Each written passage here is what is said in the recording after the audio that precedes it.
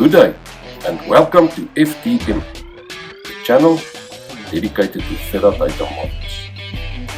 Well, it is Friday and time for the weekly update in the Are We Winning series, where I look at the pandemic's figures and try to see if we are making progress in this global battle against the virus.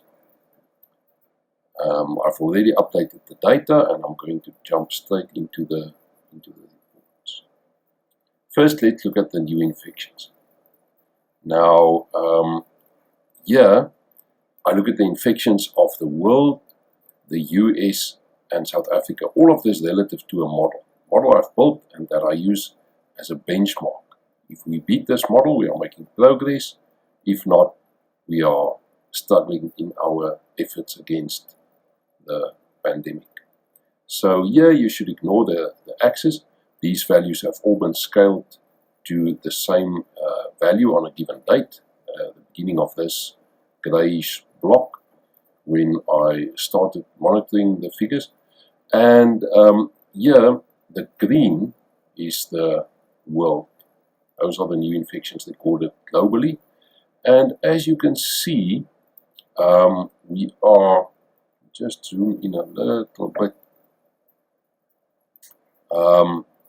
As you can see, the world was doing relatively okay compared to the model.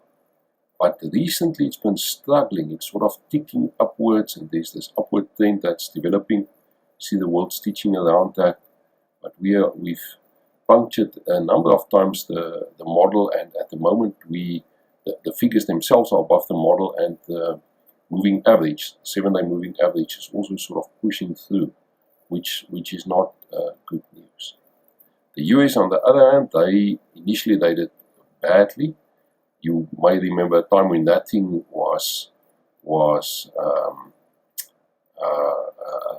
high above the figures of the world and South Africa, but South Africa has since taken over. But let's finish the US story.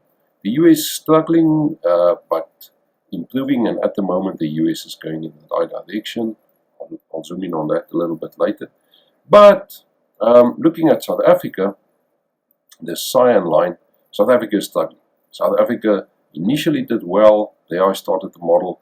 Relative to the model, we were doing well, but for the last month or more, we've been doing badly. We really have been struggling. But at least if I look at the figures the last week or so, hopefully we've peaked. I also discussed this last week where I look at the New York figures, hoping for the same kind of trajectory where we see a peak and then we come down. So hopefully we can stabilize here. Hopefully that is not just a little blip and then we continue upwards. Hopefully we can start making progress in this pandemic and, like the US, come down to be below the model. But that is the situation at present. The world struggling, the US doing well, and South Africa in particular losing a lot of ground to the virus. Okay, now let's look at the same figures but relative to population sizes. So here I look at the same figures, but now I've scaled it to be a percentage of the population size. The model is scaled so that it reflects the world. Again, it's just a benchmark, it's not the real figures, but that is something that we should outperform in order to beat the pandemic. And here you can see the US. Initially the US fared poorly. They really didn't do well, and whereas they still are way above where they should be, at least they are moving in the right direction, and they are moving rapidly so. Now the last week or two they've been going sideways, so they haven't made as much progress recently.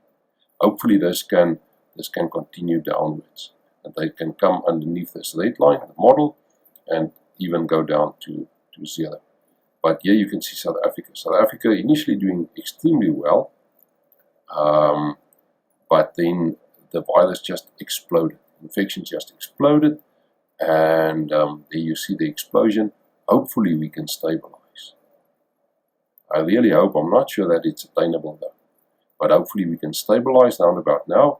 And then, as with the US, we can start moving down. Okay, let's look at the fatalities or the toll this is taken on the world and elsewhere. Here you see the figures, again relative to population size. So there you see the percentage people globally that have succumbed to the disease. That seems to be flattening out. At least. It's not growing as rapidly as before. Extremely slowly flattening out. The US had this rapid growth in fatalities, but at least they also at the moment they seem to be flattening out a bit. And South Africa is still ahead of these curves. South Africa is somewhere here where we see an increase. At the moment, the fatality rate here is increasing. The number of fatalities are on the rise. But at least in South Africa, the fatalities are much, much lower than in the world, and even more so the US. So our fatality rate is quite a bit lower. I also discussed this last week, which is at least encouraging. And then finally, I want to look at these figures.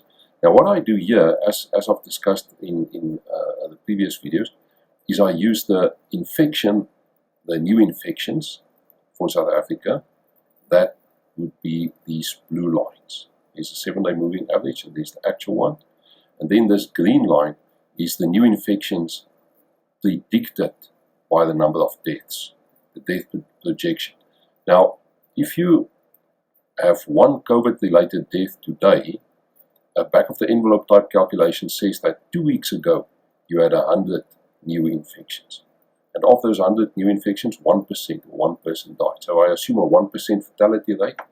And as discussed before, 1% looks a bit extreme. It certainly looks as if the fatality rate should be lower for this disease. We look at that huge gap. But the real figure, the real infections, should be somewhere in between these two lines. Here you see what's happened in New York. Last week I started looking at New York in the hope that we might see a peak like this and then start coming back to normality, or sort of flushing out the virus. Hopefully that's what's happening now. It's a really early days. Here we've had some encouraging figures, but to say that we've peaked is really irresponsible at this point in time. But we can hope that we've peaked. We can hope that we've peaked and then that we would see something like this. Now, if we are actually in the process of peaking at the moment, it means that about 4 months from now, more or less 4 months from now, the virus should be flushed out of the system. So at least that is the challenge. Well, that's it for today. See you next time.